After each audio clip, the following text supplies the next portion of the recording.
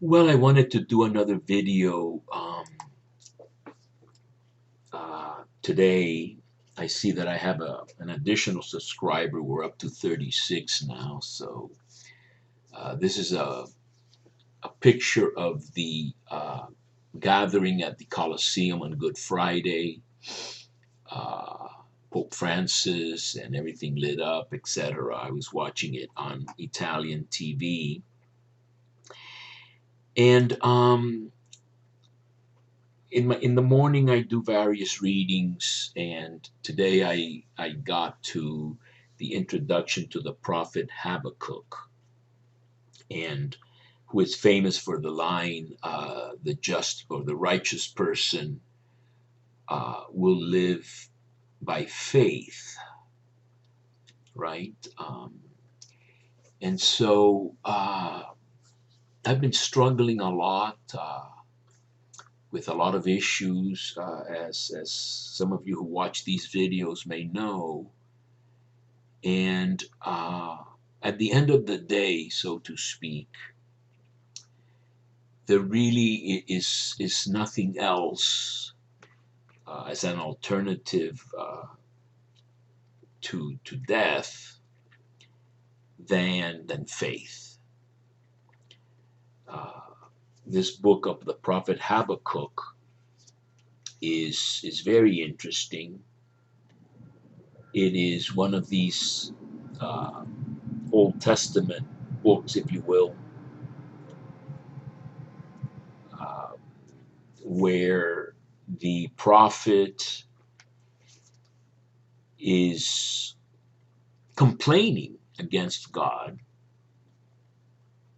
and a lot like Job, uh, the Lord responds, especially with this beautiful chapter 2, entitled here, "The Righteous Will Live by Faith."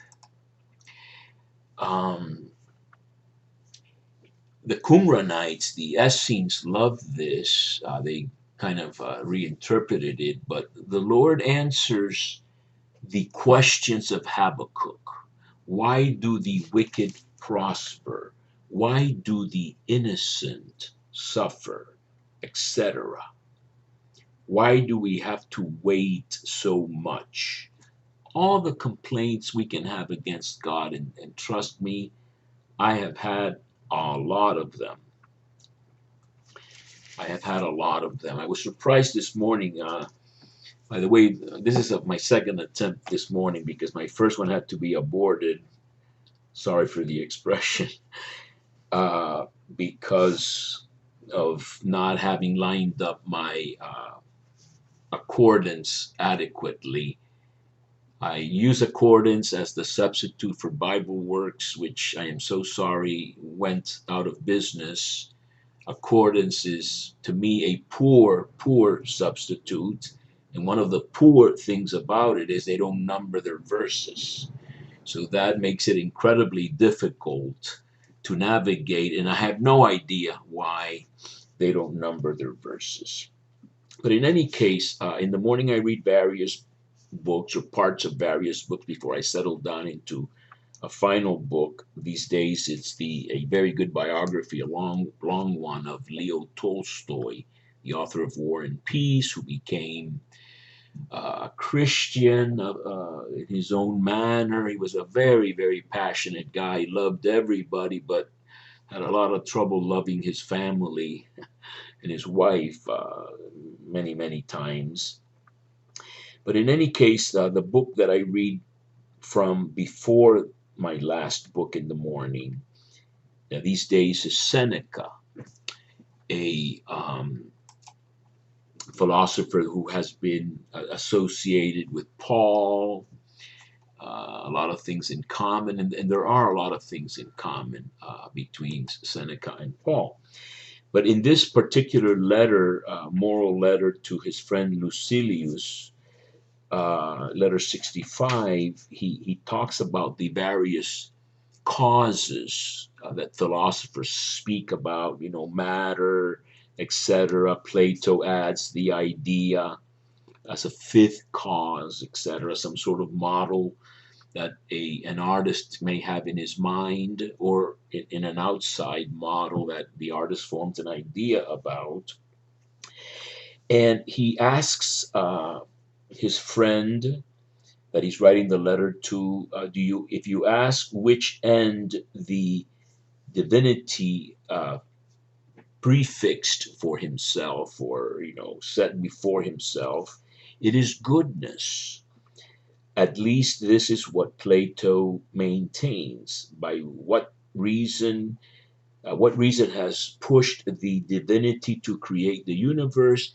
He is good. And the good person is not jealous of any good thing. Therefore, he has made the universe the best possible, or the best possible universe he was able to make. That's a kind of a nice stoic, nature is sort of perfect, in itself, and we have to conform ourselves to it. But what I have come to a renewed resolution or concept of is that there is no real alternative for me than to believe in God, to trust in God. So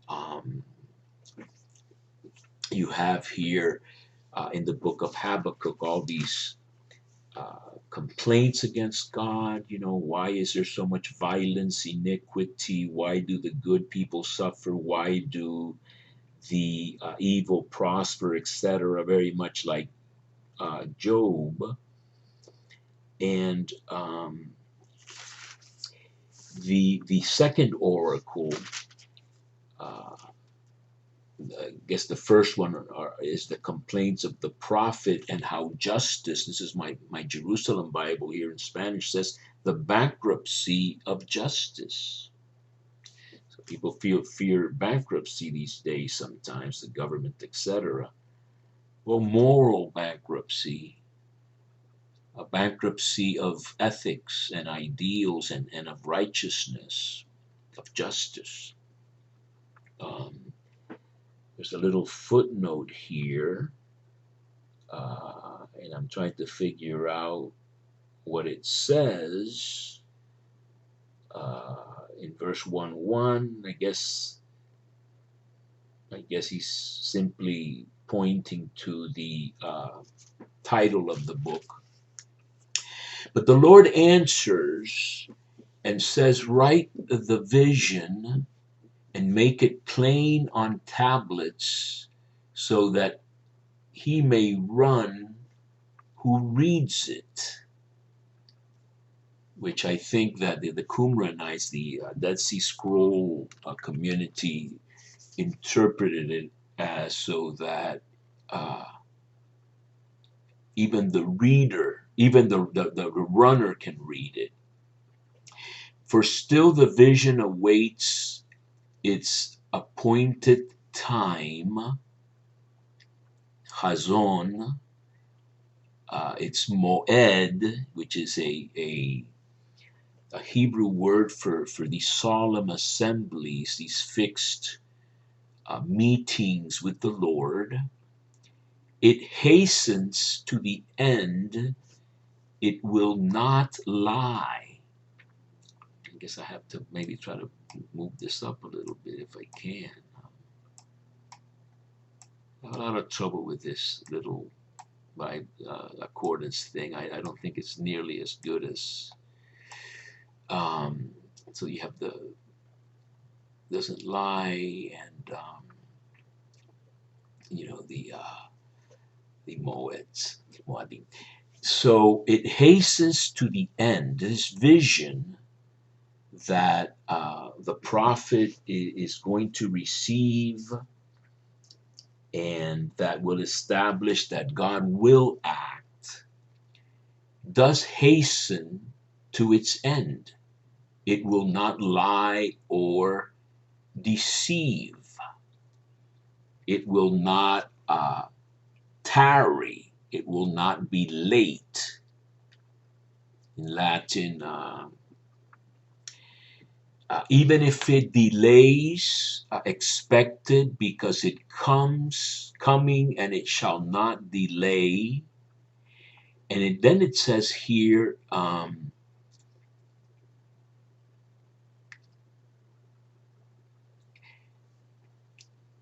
there is a languid person, some sort of a person who uh, is puffed up, it says here, uh, and he's not right in his soul. But the righteous person, by his emuna, the same faith that Abraham is said to have in Genesis 15:6, he shall live.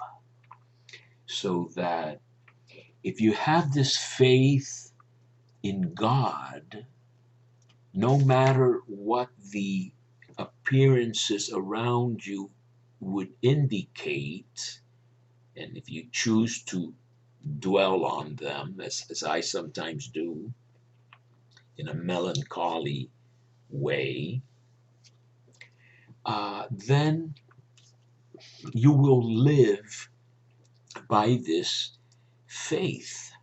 You will live by this faith. And so I'm finding that there is no alternative to life except either death or living by faith. Now, I guess you could have faith in anything, but if you cease to have faith in anything, the only thing you can have faith in is God, the last resort, extreme situations.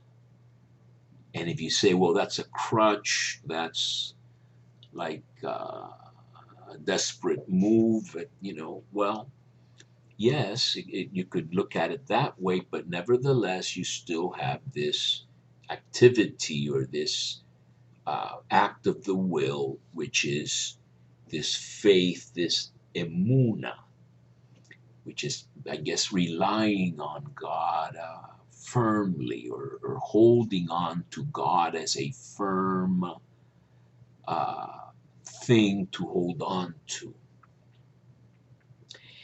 And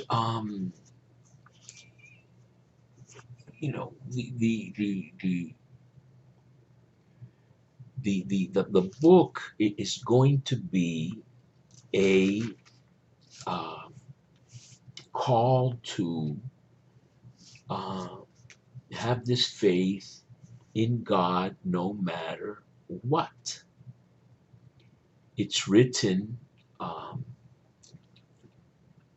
in a very this last part in chapter 3, this prayer which is said, I believe, on a Friday in the liturgy of the hours, I think in the morning. The Lord comes from the south, Teman, etc. He's like a warrior god, almost like Baal, with these horrible, reshef and fever, and these mythological powers accompanying him, and arrows or rays shoot from his hands. It's evoking a whole image of the power of God, which can seem very strange to us. It's mythological language. Yahweh, wake up your arm, Isaiah 51:9 says, like Jesus sleeping in the boat, they wake him up. Do the same things you did in the beginning when you slew the dragon and the serpent and and sea and all these other things in Isaiah 51:9 and following. And the disciples are in the boat and they are sinking, and they think, see the Lord sleeping. and wake him up. And then with a word, Jesus calms the sea, the tempest. He actually, as I've said in other programs, I repeat myself all the time, but I have a lot of things to repeat sometimes. He uses the exorcism command of chapter 1 in this chapter 4 of Mark when he calms the tempest. Muzzle yourself, as if it's, you know, the sea is full of these horrible creatures, monsters, almost devils, almost the enemy. Shut your mouth. Stop with your bad thoughts, or almost like the cross of Saint Benedict. For some reason, I saw it, and I said to myself, in my my pictures, this is the cross of the Holy Father Benedict. Holy cross, be my light. Do not let the dragon be my leader. Go behind Satan. Do not try to persuade me with vain things. The things you are offering me are bad things. May you drink the same poison. So that we hold on to these things, and I think rightly so, as what God has to offer. To try our faith, or I just started exercising this morning. I walked for a little while. I'm not very out of shape. It'll be a long journey. It'll be painful, and it's almost, I was thinking of the image of a prisoner who has a spoon with which to dig himself out of some dungeon. If he had a better instrument, a bulldozer, one of those whatever you call them, excavators, he could get out. If nobody was impeding him. But if he has a spoon, it's a very long road. But that is what will fortify our faith. And if you read this wonderful prayer of Habakkuk, it concludes like this. I'm going to read it from my Spanish Bible, Jerusalem Bible, which is a pretty good translation that I've worked on. I heard, and my innards were convulsed or shook. When I hear that voice, my lips tremble, and this kind of bone ulcer penetrates. And as I walk, my steps are trembling. I await calmly the day of anguish, which will come upon the people who assaults us. And you could, this is a difficult text. I see the notes here are suggesting changes and all kinds of stuff. It's a very doubtful text, which is part of our situation. You can imagine the Ukrainians, being attacked by a big power and holding on and fighting. I'm reading, this biography of Tolstoy, and they mention Kiev a lot, and I kind of double checked to make sure that's the Kiev we're talking about today. Heart of Russia, it is really. So in this book, what's envisioned is this defeat of a ferocious enemy. It's always that.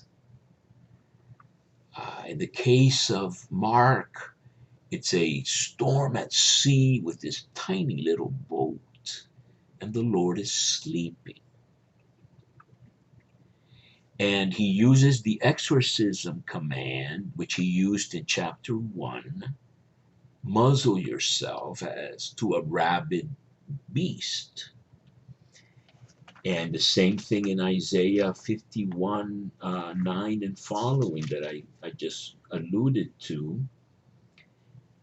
It's writ large in poetic mythological language. These are monsters, these are powers much stronger than ourselves. But God is able to, with his arm, that is the outstretched arm of Egypt, etc., renew his portents of liberation and salvation. And in fact, this little oracle, it's got to be kind of like a little unit, ends with, as many times in Isaiah, joy and happiness will accompany them, goodbye, sighs and sobs, or whatever, the tears will be wiped from the eyes. Of course, we're not hoping for that just after death. We would like to taste and see the goodness of the Lord enough in this earthly journey to continue on our way. What I've always liked, and I have it here ready in the version that I read in Spanish when I recited the office of the liturgy, the divine liturgy.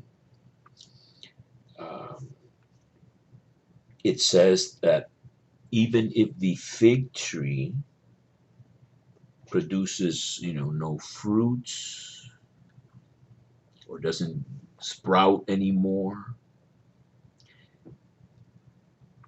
and there is nothing to gather in the vineyard, you've run out of figs and grapes, even if the olive harvest fails and the fields will not give nourishment, the smaller flocks, like sheep and goats, uh, are not to be found, nor the greater flocks, the herds of cattle, etc., they're not to be found in the stables. I will rejoice in God.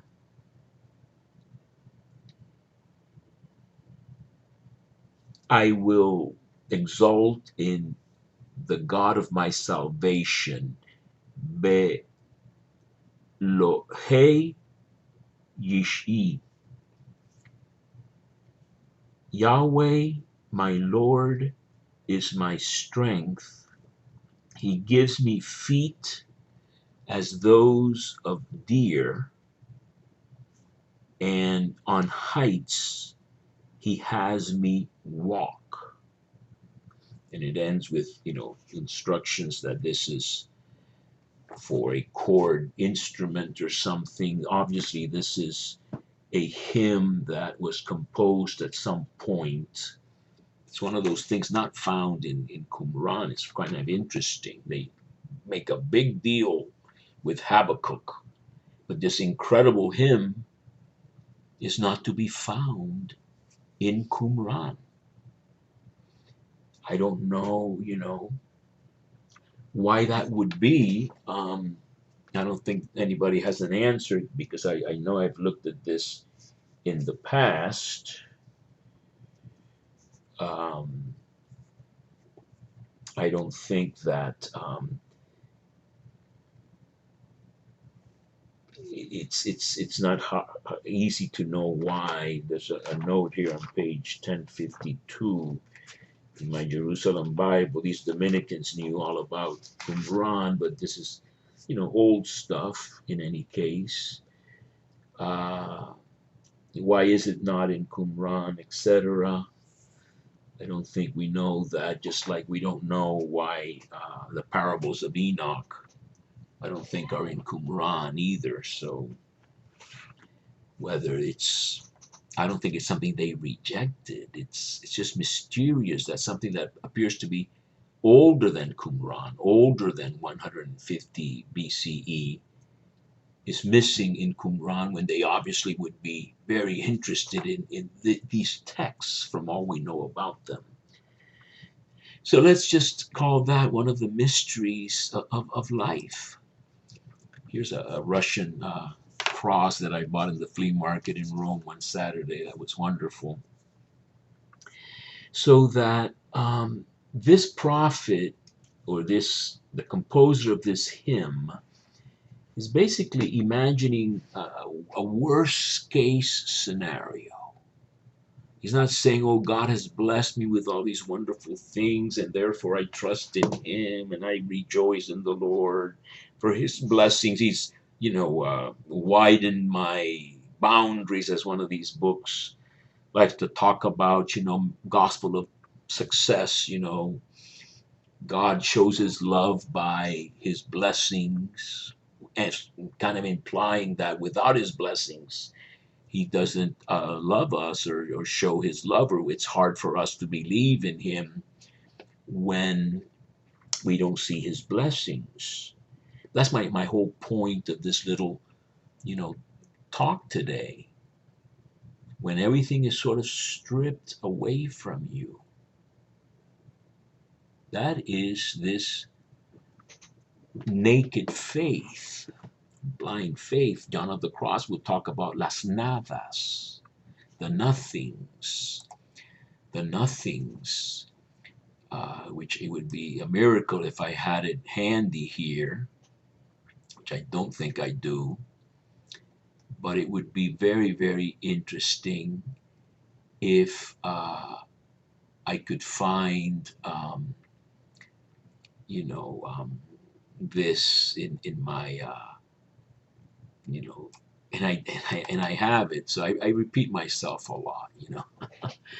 But in John of the Cross, he says that to mortify and pacify the four natural passions, which are joy, hope, fear, and pain. So he says that even our joy, our hope, obviously our fear, and our pain can be mortified, they can be put to death, or lessened, or appeased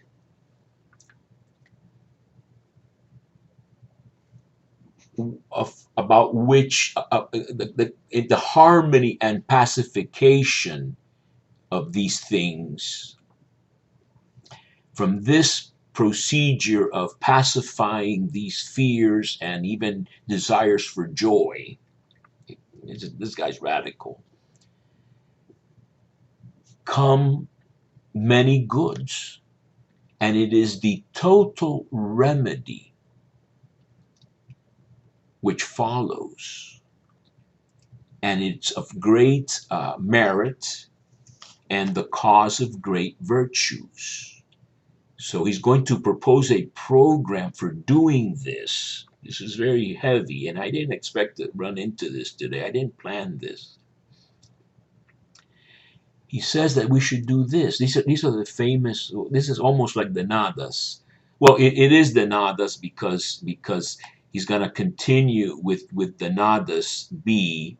So I'm going to have to go to that in a second. But with the nadas one, the prologue of these nothings is always strive to incline, tend to, not to what is easiest, but to what is most difficult.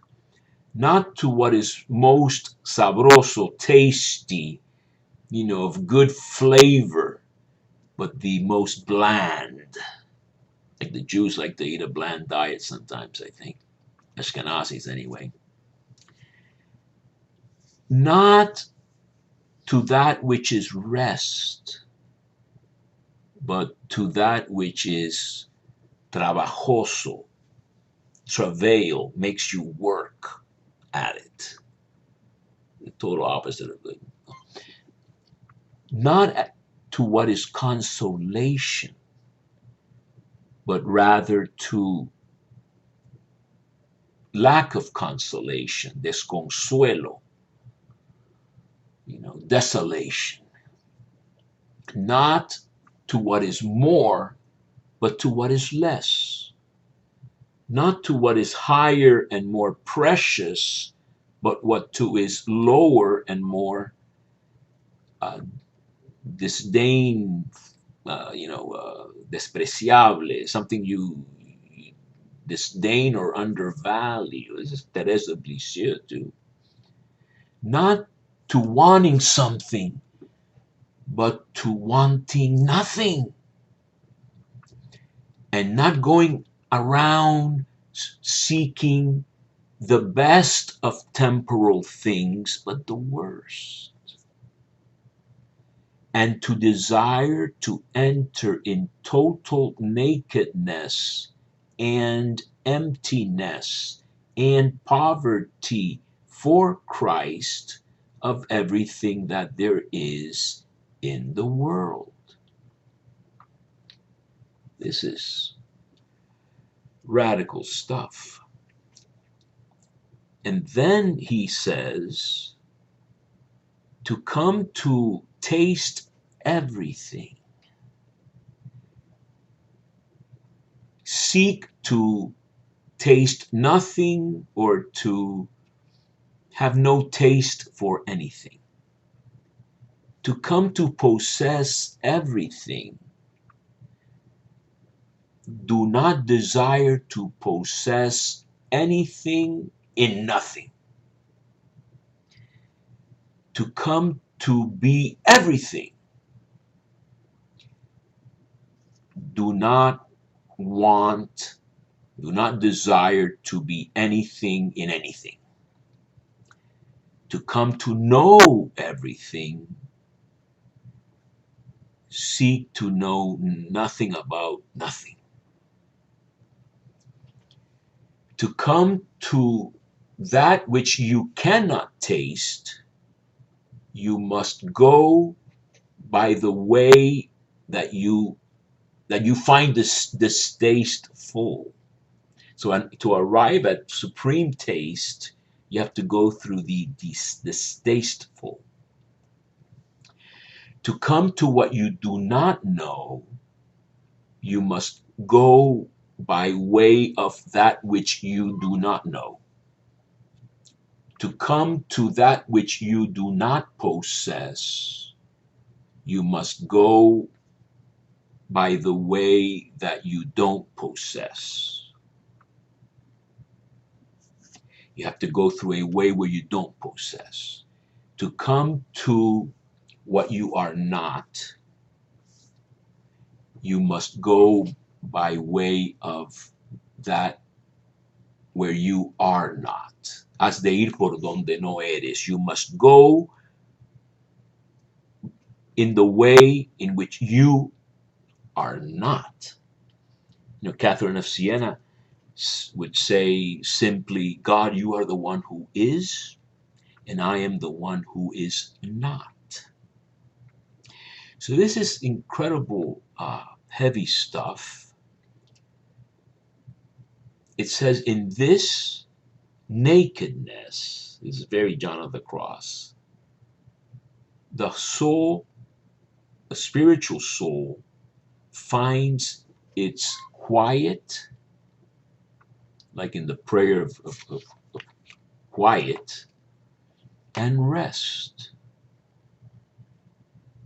Because desiring nothing, nothing makes it tired out of what is above and nothing oppresses it in what is below. Actually, it says, not coveting anything, nada le fatiga hacia arriba. Nothing makes it fatigued towards what's above, and nothing oppresses it towards what is below. Because it is in the center of his or her humility. So you are centered in this humility. Humility in the sense of humus, the ground, lowliness. Like the Anawim of the Old Testament, or the Tapeinos of Jesus, meek and humble of heart, or Mary, the humble, and those thrown down from their thrones, etc. And Christ humbled himself to be exalted. Because when it covets something, in that very same thing, it becomes fatigued or tired out or worn out by this coveting. This is very Buddhist too, by the way. That's why back in the day, 30 years ago almost, when I was with the Carmelites, I would be reading that the Buddhists were most interesting in a dialogue with Christians of this kind of training. This is the mystical doctor, John of the Cross. And even though one of the Carmelites told me he's a little exaggerated, you only start understanding this stuff when you get to this point. That's kind of my point. I'm getting to the point. I went to confession last Saturday. Might have to go again today, but I said to the priest, my only hope is God. When you get to the point where you are in this nakedness, deprived of almost everything, really, then you have this blind faith that attaches to God. Just like Habakkuk. So Habakkuk, you've got complaints that are perfectly normal. God on trial, God being sued, humans doing all the heavy lifting of justifying God. How can he be all powerful, all good, and allow all this crap to take place? And we start thinking of all these reasons. That's all. We're past that now. I'm sort of past that. If I went into this theodicy or trying to justify God or trying to condemn God, I'd be lost. But when you only have this faith to hold on to,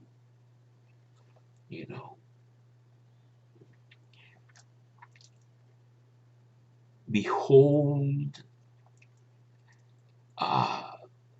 somebody swelled up is not right in his soul,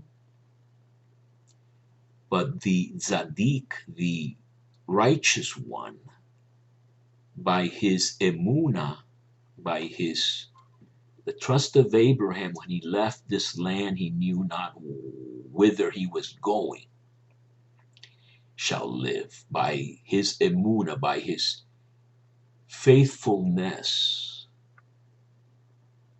the Tzaddik. The Tzaddik is the righteous one who has been declared righteous in this trial, instead of being condemned as Resha, wicked.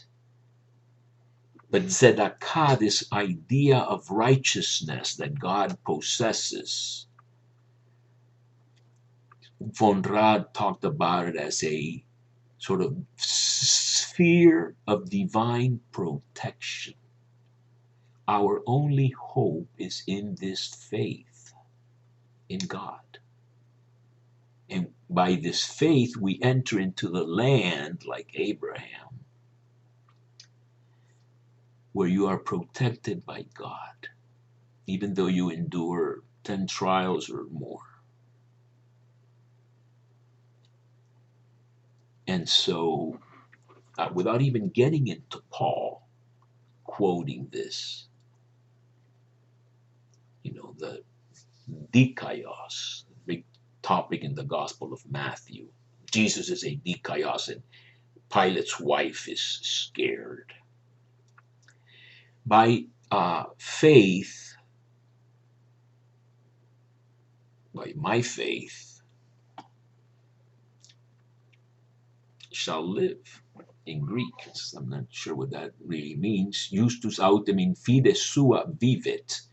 The just one in his faith or by his faith shall live, says the Latin, which makes more sense. Maybe faith in me or something is what the Greek is trying to say. But my point, my final point, is simply that in Spanish we have a saying, a Dios rogando y con el mazo dando, which means praying to God while you use your sickle or your hammer, whatever it is, tool of work that you need to be working on, but praying to God, almost like, when they were rebuilding the walls of Jerusalem with a sword in one hand and the other, maybe the sword of God in one hand, and the the implements to build the wall in the other. I didn't expect to find this nadas, the nothings of St. John of the Cross but because I have worked at this for a while, then all of a sudden I get the serendipitous experience of finding what's in my head, which is thinking about this blind faith and remembering John of the Cross.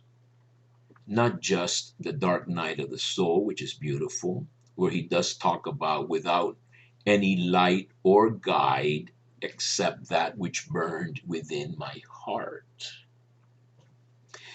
He's got the famous drawing of Christ on the cross, looked at from above, like the Father is looking at his Son. With his own pen, he did this.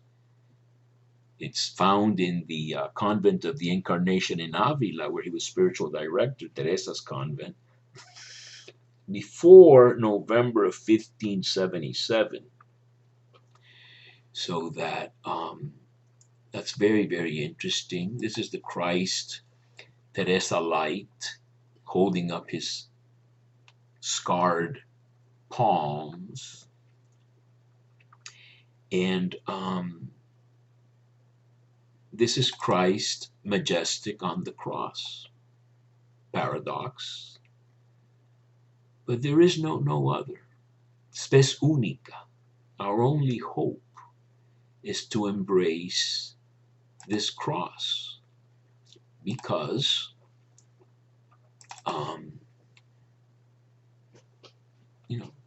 cast it away and you'll find a heavier one, says the Imitation of Christ.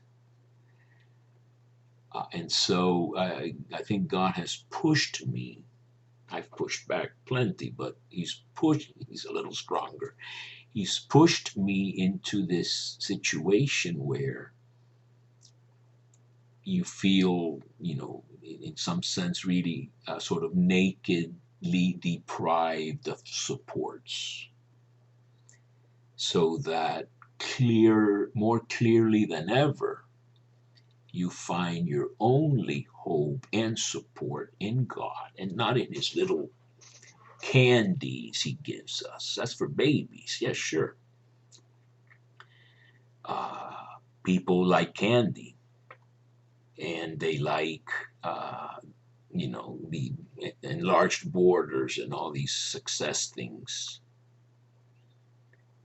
It's a faith propped up by so many things, perhaps, that it loses its essence, almost like diluting a perfume so much that you can tell there's some smell there, but it's quite diluted. And I think sometimes we can be pushed to a point where a stronger kind of essence is allowed to emerge, maybe by evaporation of the water, so that the essence remains. And with those words, I've tried to do my little Seneca, not being jealous of what I'm thinking, but trying to share it with whatever number of subscribers or viewers I have.